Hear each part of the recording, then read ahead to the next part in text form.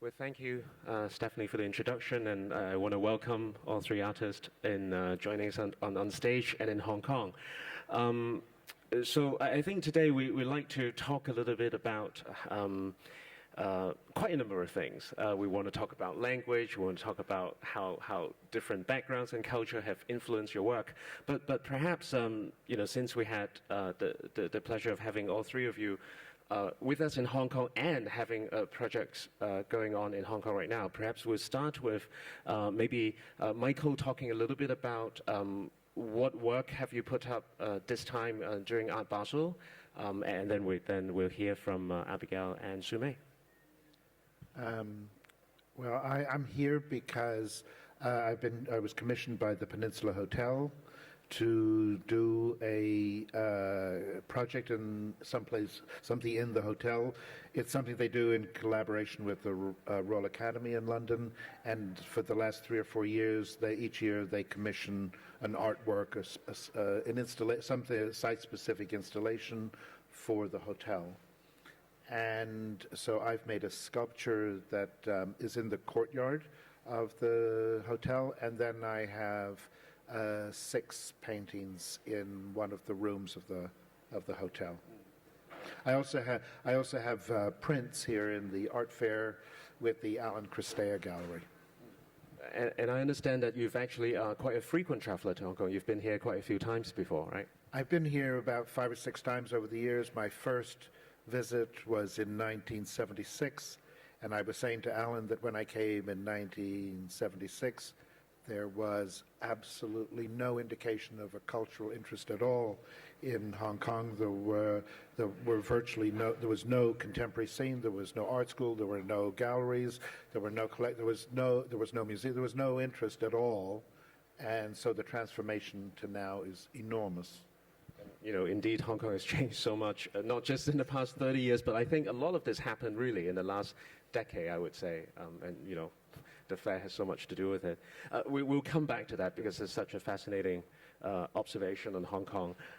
Maybe we have Abigail talk a little bit about the project that you had, both last year and also what you've done with the BMW prize afterwards. Thank you. Yes.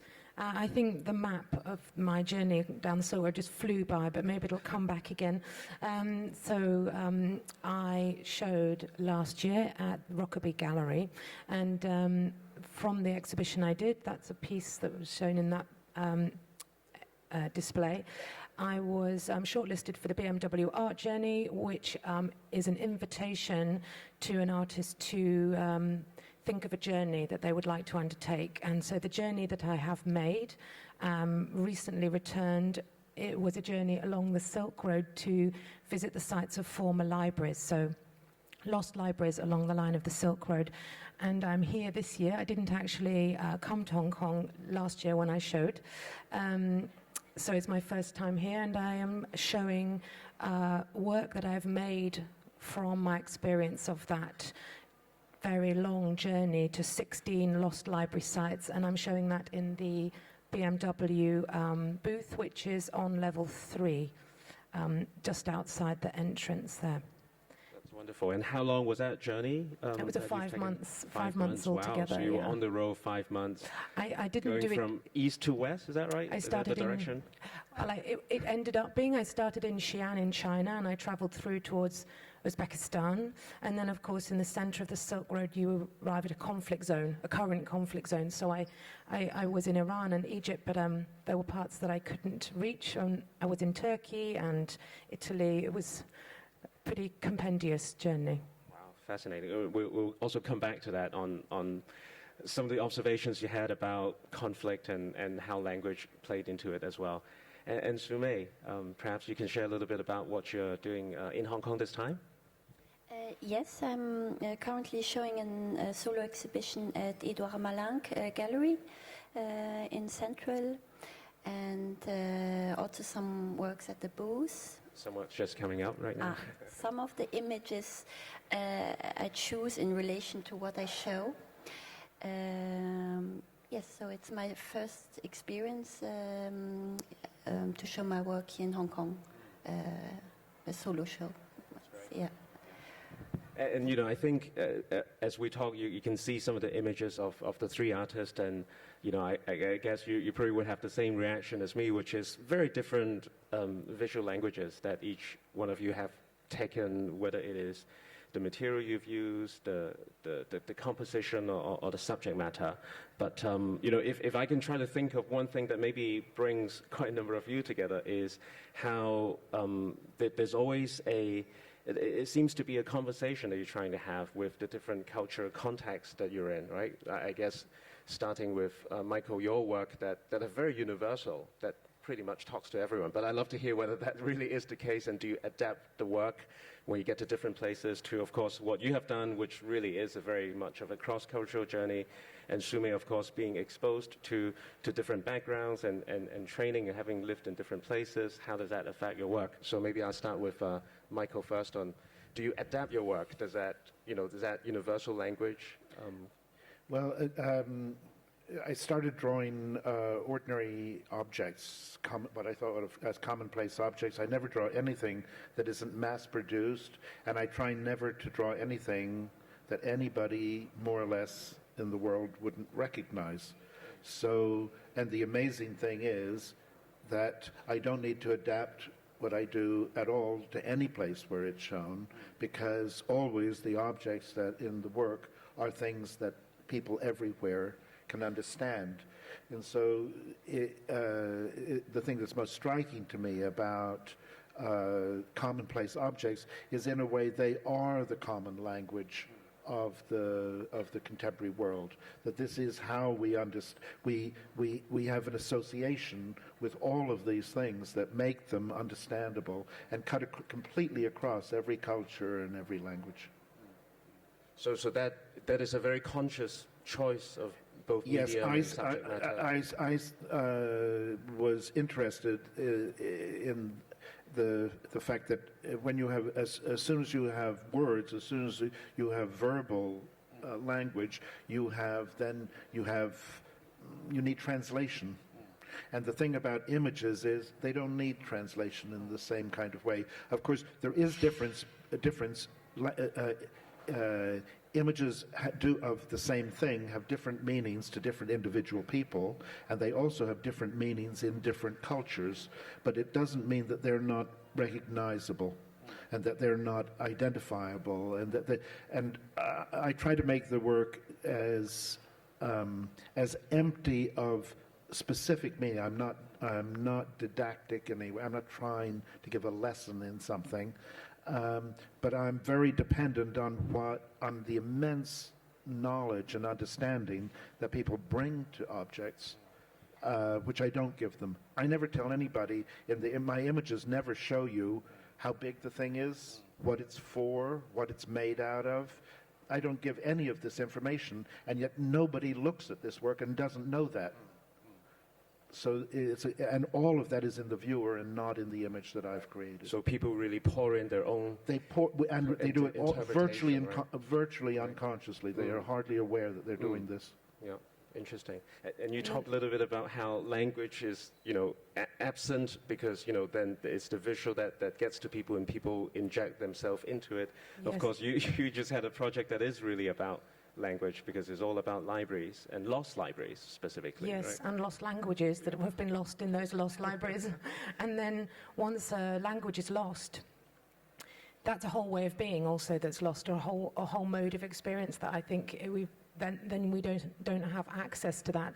But I was thinking on the way here about languages and speech, and I was thinking of a quote from Barbara Hepworth, the British sculptor, who said that she was the only woman alive who could speak in marble, which is a beautiful idea, that you would speak in marble. And I was thinking, well, here, the work I have here, I'm speaking in steel or speaking in glass. She didn't only speak in marble, she also spoke in wood and other materials. But that possibility as a visual artist to speak in languages in material languages and to work with those material languages as well is something that I find really engaging, that's a possibility for us specifically.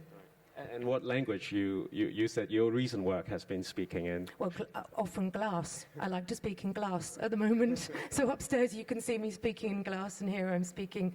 But also there's the translation, I think, picking up on what you said, that in a way your work doesn't need to be culturally translated. It's a kind of lingua franca.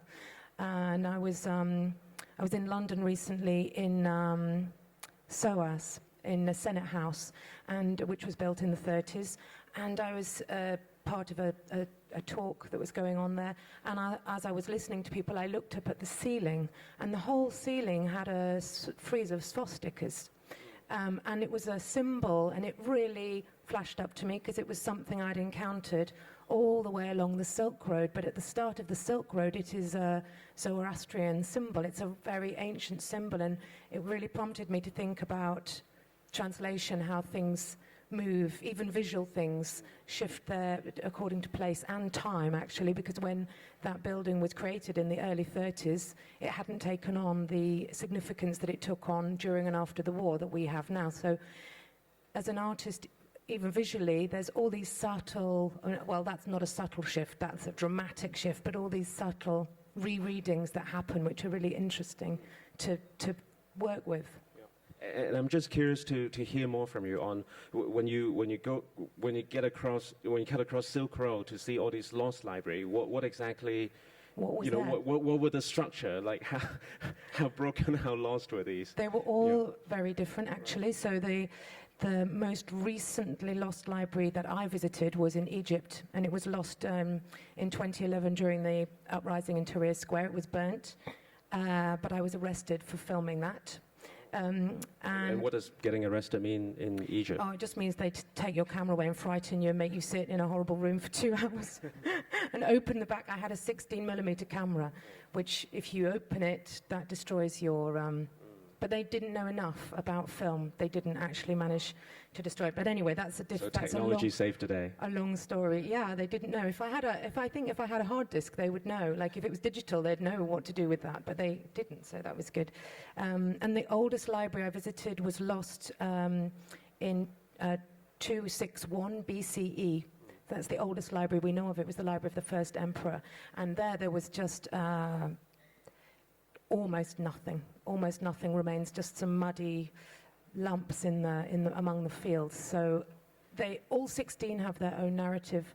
Actually, I'm making a book that will come out at the end of the year where I get to unpack a little bit more of these incredible stories. But yeah. Fascinating. So we talked a little bit about what language your work speaks in, and you speak in glass recently. What about you, Su-Mei? What languages does your work speak in? I completely agree and feel familiar with this idea of speaking in texture and material. So maybe after a longer stay in Rome, I think I speak marble. Marble and memories and traces. To find a certain lightness, I'm also very much interested in the breath before it comes to language. I'm really interested in this moment, this introspective moment, when you prepare yourself before expressing yourself. So it's this moment, this very calm moment, and like for example, there's an image I have now in mind just to describe this moment. I'm not painting, but I love this image of imagining painting, and just this moment before the brush touches the white page. This tension and breath, which is in between, that's something I'm very interested in, with full of expectations, and when everything is still possible. That's something, I'm interested in. Maybe in the images that you saw, there's also one work that I choose particularly for our conversation. It's this little pile of ink powder on a table. It's called D'une langue à l'autre. the idea of translation, not only between languages, but also in the process of when you have a thought or an idea, how can I give shape in the process of creation? And these little grains which are lost during this process of translation, also from one language to the other. There's always this very precise and very direct and spontaneous idea and feeling, and you translate it, but finally there's always this little loss.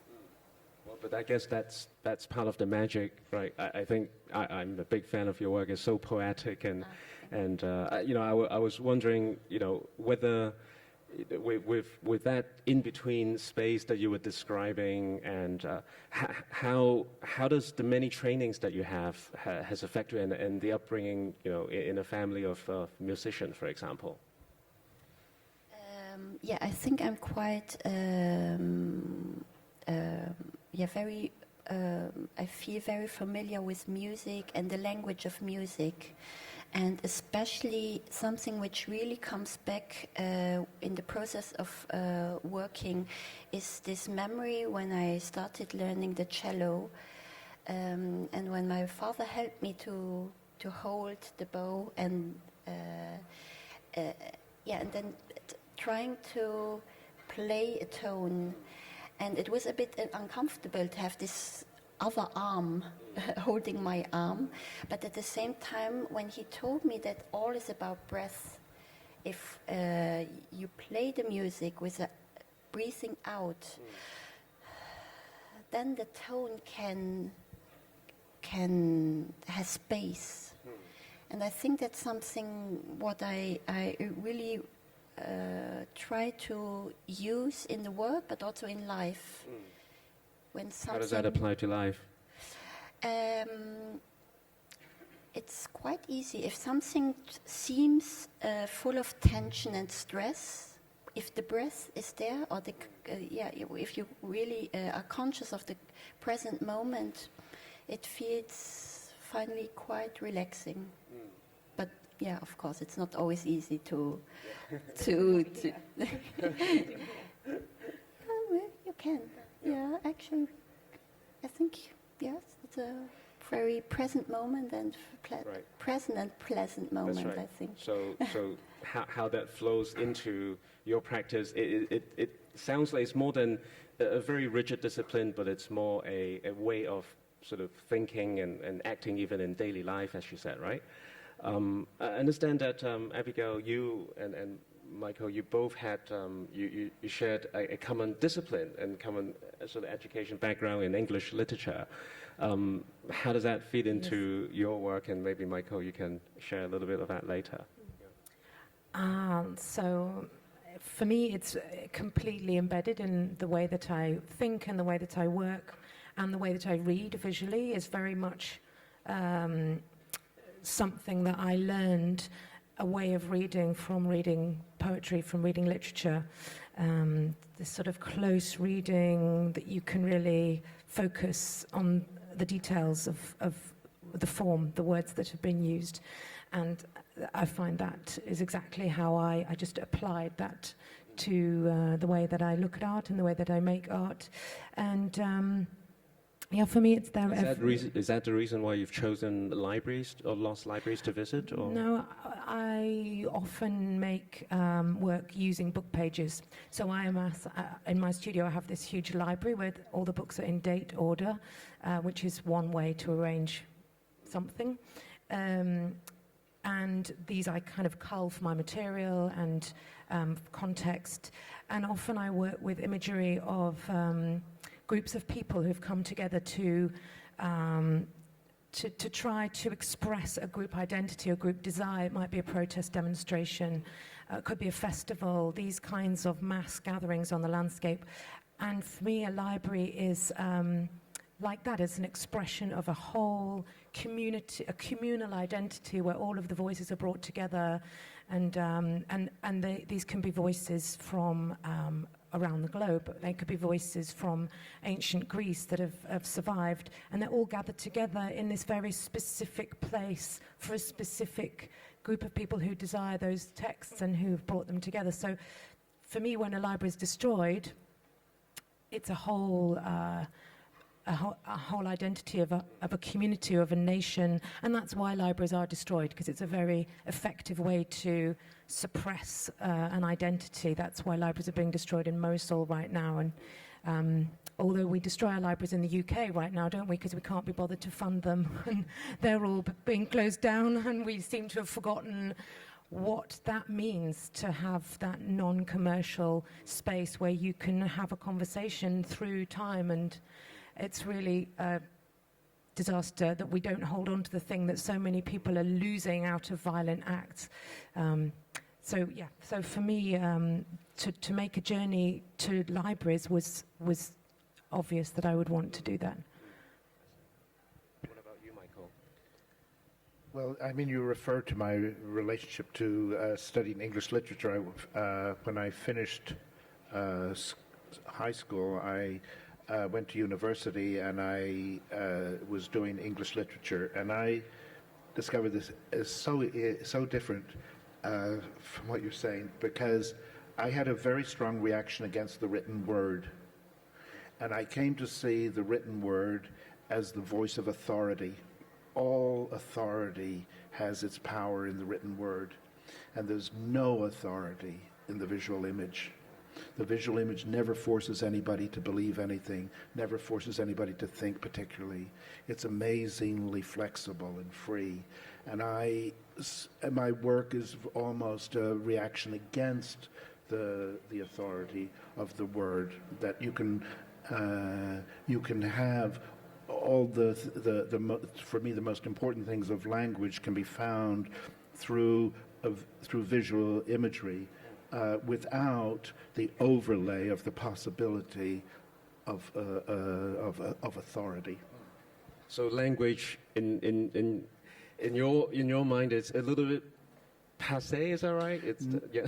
No, I think it's rather. I think it's quite dangerous. Yeah. I mean, of course, I don't. I mean, obviously, I read and write myself, and the world need. I'm not suggesting that the world does not need this, right, but that there is something about the visual world, about visual communication, visual education, which is entirely underestimated. In its importance is underestimated, and the world is immensely overbalanced towards the importance of the written word in relation to the visual world. So that even now, where through the internet and through the computer, the world is becoming more and more visualized.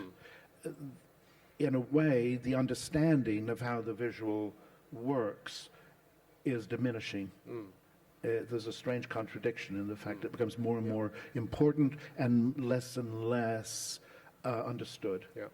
Well, it sounds like we need an alternative libraries for visual languages that are not text-based, right? But that reminded me, you must have a point of view on, you talk a little bit about, computers, right? I mean, kids right now, they just communicate back and forth in emoticon. You think that is the very natural next steps of evolution, I guess, huh? Well, I have to say, I mean, I got my own first computer because I heard about word processing. And when I write, I always wrote in little sections. I can never write from a text from beginning to end. I write in bits and then assemble them and stick them together, cut and paste. And I heard that on the computer you could cut and paste, and it was through that I got the computer. And then I realized that that's what I do in my work as well. In my visual work, I cut and paste, and so it has become the principal tool of how I work. That cut and paste approach, that sounds very much like what you're doing as well, right, Abigail? Yeah, right? and to move something from one context to another entirely shapes. And in fact, some of the work I have upstairs, is a pattern that derived from a cut pattern I use for collage. But once it's created architecturally in steel, a lot of people have commented how Arabic it is now, because they know I've been on a journey through the Middle East. So all of those things, that even the same, obviously precisely the same object or the same graphic, same gesture, is, when you put it into a different context, it's completely altered. And actually, I really, just to agree with something you were saying, I think the reason why I applied all my way of seeing visually from literature is because the reading of literature is extremely well taught inside the English education system, but you're never taught to read visually or at all. You're just left to your own devices, and actually most people are really frightened of reading visually. They find it really threatening. And I'm very, it interests me, the things that interest me are to do with the very basic concerns in visual language. And if you go back to the beginning of the written word, you go back to pictograms in Chinese, you go back to hieroglyphics in Egyptian. So the written word comes from images. It starts from images and then becomes abstracted into the written word that no longer needs the immediate visual association. And that seems to be very interesting. The other thing is, I have a very particular use of color, but if you go back to ancient Egypt, you got to any ancient culture, you go back to the Greeks, the Parthenon was brightly painted. It wasn't this beautiful, clean stone that we all think is so beautiful. It was actually vulgarly, brightly painted. And so it seems to me there's something lost in here, and I'm trying to It's touch also on it. interesting because you find these bright colors in nature, which is quite interesting. They even very nearly looking artificial. They are natural colors, and that's what they found, and it's quite interesting. But just to think about power and the image, so your horror of the word as this authoritative, repressive thing, and I was just thinking, in one of Virginia Woolf's novels, she talks about a man who goes to war because of a woman wearing a green dress, a kind of visual image that for him was the powerful force that drove him to sign up. And then I started to think of all those war posters, and that the visual image can be very powerful, and in a way it's very hard to analyze. Like I'm thinking that in the novel, that man never analyzed what it was about that image that was so powerful for him. And maybe there's such a subliminal force, because we're not so good with it. It can be more powerful because it gets behind your barriers, your gets guard. behind, and I think probably that's why I wanted to work as an artist visually rather than to become a writer. It's that sense of what's beyond, and actually that's why I didn't make a huge journey around the world to visit libraries. Actually, I went to visit libraries that have been destroyed, and there is a sense there of what is beyond, or what does go beyond language, and these voids and these empty spaces. You know, you mentioned visual language is not taught. I mean, words taught and language as taught. Why is that the case, right? Because in the room just now, we were talking a little bit about the lack of art education in many places, probably including here in Hong Kong, right? Yes, I think very much so in Hong Kong, and but there's some it comes back to I have a view that the teaching of art, the understanding of art, the understanding of the visual is one of the difficulties about it. Is the thing that's most exciting, which is that art is not. It's not a subject. Art history is a subject. Art theory is a subject. Physics is a subject. French is a subject. These are areas of thought which exist, to which you come and you learn. In order to do art, the subject is you. You come to it, and you're the one who makes this bridge. So it's not a subject out there. That's why it's so non-authoritarian, because it can't be given. You don't start at the beginning and arrive. If you want to start to learn French, you have to start with a few words, and then you know more, and then you have some grammar, and then you know about this and that, and then you get better at it, just like physics. You can't get a PhD in physics without starting earlier on. In art, the minute you start making art, you have jumped in at the deep end of the swimming pool. But you can start with, but you improve your language by just doing it. Of course, So but the thing that's so touchy about it is little kids. Little kids jump in without any thought, you give any little kid a piece of paper and a crayon and something, and there's no pause between giving it to them and them doing something, because they have no inhibition yet. As they get to be about 12 or 13, they start to become inhibited about what's good and what's bad, what's right and what's wrong, value, judgment, values, and then they have to go to art school to find their innocence again. So why wouldn't more of that be brought into the early part of the education? I mean, it sounds like it's so against all of the other things you mentioned, the physics. To be honest, I don't understand it. And I taught for many years in art schools, and one of the things that I often find myself meeting people who were former students of mine. Of course, I knew them when they were 19 or 20, and now they're 50 and 60, but so I don't always recognize them. But I always ask, what do you do? And very often, many people who go to art school don't become artists.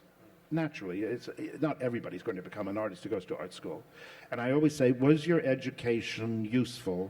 Was your art school education? I've never had anybody say to me that it wasn't useful. They always say it informed everything I did afterwards, because what art education gives you is a sense of yourself, a sense of critique, a sense of being able to be so self-motivating, and an ability to change, to adapt to the given of any situation. But that is a description of the aims of all education. But it's most clear, it seems to me, through art education. And yet, for some reason, there's a resistance. I can't explain that. And is there a big difference between how that is done in different parts of the world, you think? Maybe you can share a little bit of... I don't know, but I think in certain parts of the world there is a very specific language that you learn. So, for example, Zalij, or the certain Arabic forms. I think it's absolutely and in earlier art education, it was absolutely about copying. It was about learning to copy certain forms and not to deviate and not to sort of corrupt those forms. So I think our conception of finding yourself in the way you describe is very Western. And maybe in other cultures you find yourself by losing yourself in that moment of copying and the attempt to remain the same. Well, that's my feeling. I don't know if you have something to add. I think with languages also, if you see language more in an abstract way, I actually see, I hear it more in a musical way sometimes. And if you, it's this play in between, or with both, to be precise, to express what you want to express, but at the same time playing with the music of a certain language. Also, when you compare, I'm currently reading Le Temps Perdu by Proust, à la recherche du temps perdu. And actually what I'm interested in, there is a current new version of the translation in German. And it's quite amazing to I mean, it's not possible to translate because it's so related to French culture and the language. How is it possible to translate? And that's exactly what I'm interested in when, for example, comparing the new translation from now, the German one, from 50 years ago. And just see, I mean, they adapt most of the translations, but just finding some new nuance to describe words. And I think it's quite interesting to analyze these changes. And they can be very beautiful when you go in depth and try to get closer to the original, but it's never possible. But there's a very nice new view you have on the language, like German, which is also with a completely different background of cultural background. So it sounds like you draw quite a lot of, and it's a question I want to ask everyone as well. You draw quite a lot of your inspiration from, in a somewhat, I would say, a European context, right? And you've recently sort of went to different parts of the world and get inspiration from that. Maybe Abigail, you can start by sharing a little bit of how does that, just being immersed in a different culture, stimulated you or inspire you to do things that are different than your previous practice? Well, my experience of traveling along in this way, and I was often not only unable to read the language around me because I cannot read Chinese characters and I cannot read Persian script. I can't even read the road signs, and I was sometimes, but I couldn't read the body language. So in China, the body language is just different, and the way that people occupy the social spaces, let's say in Iran, is just not my habitus. So I actually felt incredibly lost, and after a while, you give yourself up to that sensation of being lost, and it becomes really beautiful. You just have to flow with it and become intuitive, and I suppose that was something, because it went on for such a long time as I traveled, and I was constantly feeling bewildered and lost, and actually I was striving to reach these spaces, and often nobody really knew where precisely it was, so I was also sort of lost. I would just be looking for something which wasn't there, and I wouldn't even know if, when I did get there, I just was trying. It sounds really ridiculous, but somehow that was a very beautiful experience, and it felt, again, that feeling of having to just go beyond yourself and to let go and let things just come to you. And I feel like that's going to inform my work for a long time. That's not something, and of course you don't have to go on a enormous travel to experience that, and I mean it's almost a meditative state that you enter because you're so speechless. I think I stopped speaking for a really long time because there was no point to speak, because nobody was going to understand what I said, and actually that was sort of like taking a vow of silence on some strange library pilgrimage that I was doing across the world. In which country did you have the most culture shock, so to speak? Well, it's hard to wear hijab in Iran. I found that just, I felt very stifled because you're wearing constantly this very long garment, and you need to have your hair hidden the whole time, and I'm not used to it, so I just found it very restrictive. Perhaps that was, and also in those countries, I not only Iran and Britain don't have good relations, and in that country perhaps I was more aware that I could be taking risks for other people that I didn't even know what they were. You can't read what your effect on your surroundings is either. So I think that was a country that I found very bewildering, and where I felt least myself. Some of the places I travelled on a motorbike, because that's how I travel in Cornwall, where I live. That's how I get to the studio in St Ives.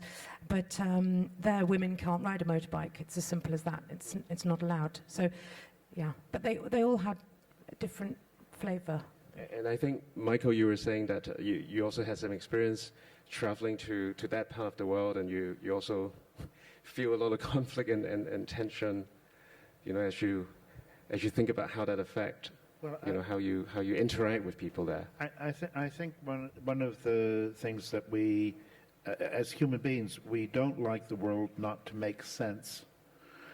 We need it to make sense all the time. There's a thing. There's a wonderful thing that Wittgenstein talked about.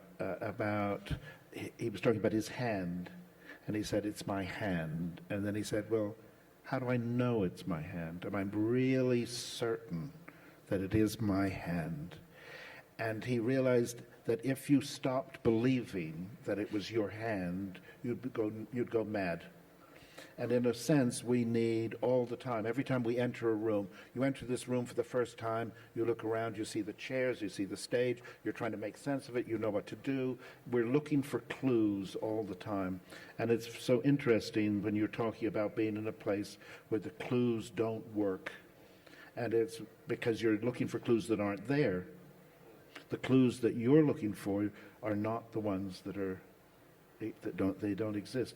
That's a very, very unusual situation for people to find themselves in, and people often imagine clues that they can associate with, even if they're not there, in order to reassure themselves, in order not to go into a panic, because people do panic when they feel removed from the familiar. People think they want the surprise. What people really want is the familiar. Safe.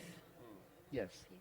It reminds me of that feeling when you are in let's say, a train station or a busy public place, and you're looking for the person you know, and you need to find the person you know, and you can't find them, and it's like this sort of panic feeling because you're scanning every face, you're visually reading the language of all the faces, and the one thing you need to find, maybe you're late. I mean, maybe this just happens to me a lot, that I'm late and I need to find someone. That is a very weird falling sensation of sort of... There's something very related to the art fair behind us here, which is that you talk to many people in the art world and they say, I really want to see something new. I never see anything. I really want to see something new. And yet, when they see something new, they don't like it. And the reason they don't like it is not surprising. What it means is it's not familiar. It touches on something for which the familiar cues don't work. So it need to be new but familiar. Yes. Well, Are there enough cues for them to pick up? There need to be some cues. And what I've found with myself, every time I've made a significant change in my work, everybody says, I don't like it as much as I like this stuff you did before. But the second time I show it, they're much happier. And by the third time, they think that is what I do, so it's okay. Have you felt about that? You know, when would you consider that when you were about to change or experiment with something? Would that hold you back because you think, hey, people may not get it? Or No, because really you make work for yourself, don't you? It's your own journey that you're taking in the studio, and so you just have to take it. But I find that it's very looping. It's a very looping journey. You come back to something from the other side, and so I don't ever really worry about that, because you just have to find out what you need to find out, and it doesn't really matter about anybody. And what about you, Su-Mei? Would you rather make your audience feel safe, or you want to push them a little bit? Actually, with this idea of creating new things, I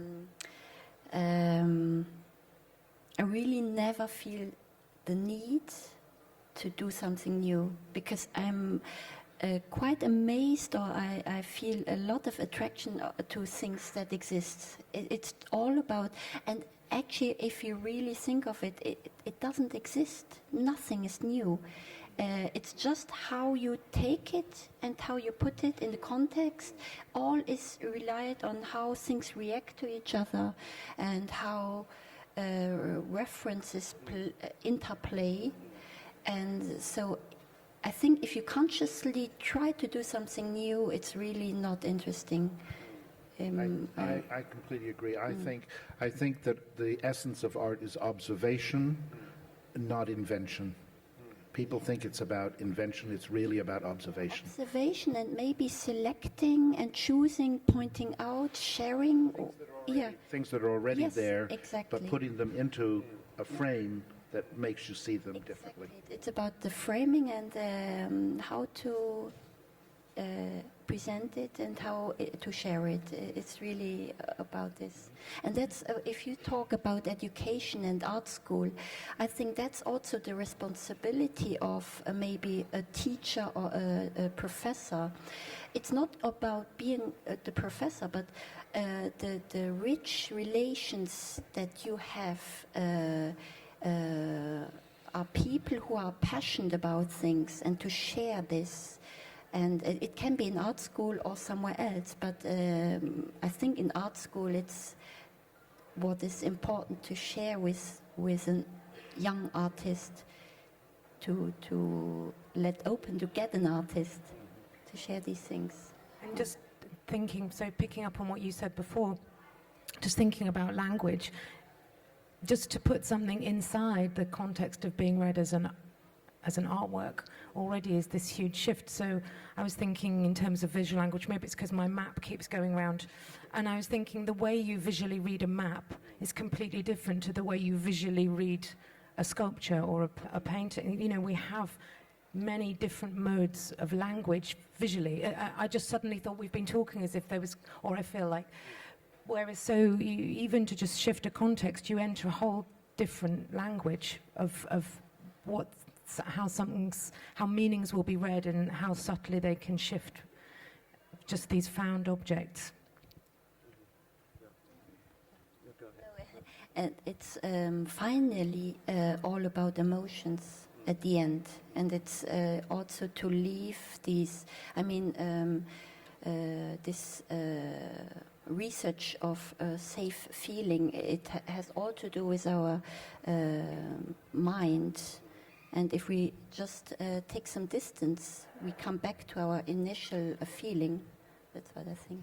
That's right. And I really like that idea of this is really about interpreting the world, right? It's not about inventing new things. It's about observing.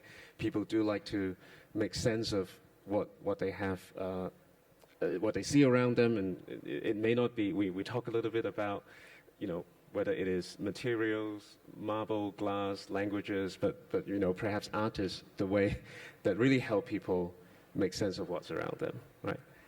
And maybe with that, we would close this part of the conversation and see if there are questions from the floor.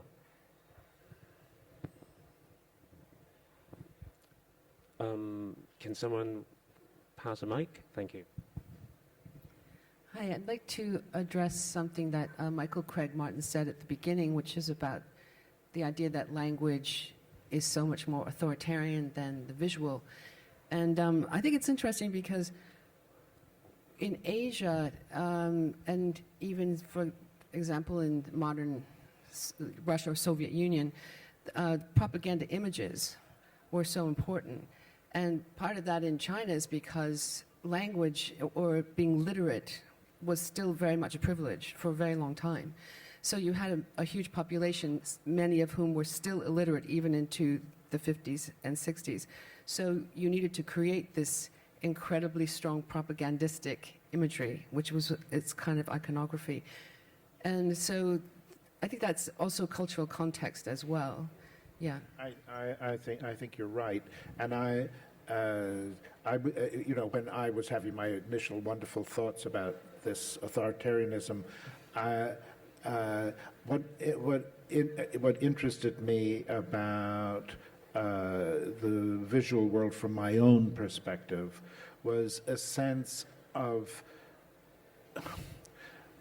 and my sense of what I mean by authority was that meaning is always slipping away in a visual object. You can never totally grasp it. Somehow I felt when I'm reading, I feel like I get the thing, and it doesn't slip away from me in the way that there's a slippage in the visual that allows room for so many ways of understanding and approaching something, that somehow to read something, it seems to me there's much more of a shared experience of what it is that's been read, where something that's seen allows the viewer more room, and that's what I meant really by authority in it, that it allows the viewer, every individual viewer, more space in which to complete the experience of the work.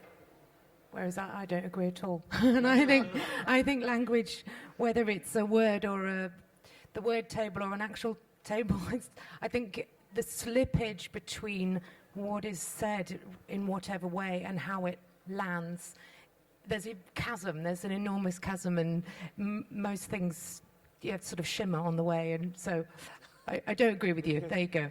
But you see, that's the great thing about art, you see, that we can have total disagreement and we actually agree. Any other questions from the floor? All right. I think our time is up, so if not, I'd like to thank the three amazing artists joining us on stage today again. Thank you. Thank you.